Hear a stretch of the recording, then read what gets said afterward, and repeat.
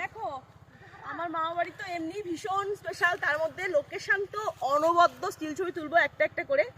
কিন্তু দেখো কত সুন্দর পাটি ফ্রিতে পাচ্ছি। আমার দাদার জমি হচ্ছে এই দিকটা, যেটা গতবার আমি তোমাদেরকে দেখিয়েছিলাম বেগুন তোলার সময় দাদার জমিটা।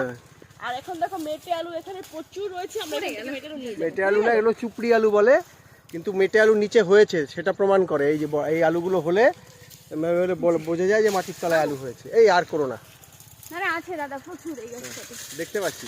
এগুলো দিয়ে তুমি কি করবে? কিন্তু এদিকের লোক খায় না। মা তো খায়, মাকে ফোন করো।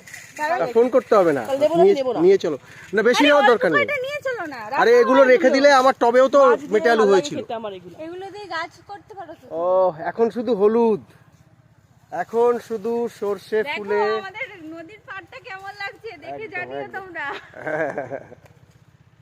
সত্যি অপূর্ব, কি দারুণ লাগছে না দাদা? একদম একদম এক্সিলেন্ট। আসলে এই ওখানে না শস্যগুলোর মধ্যে খুব সুন্দর, হেভি সুন্দর এই জায়গাটা। দেখ এটা অশ্বকুর আকৃতি হতে গিয়ে হয়নি।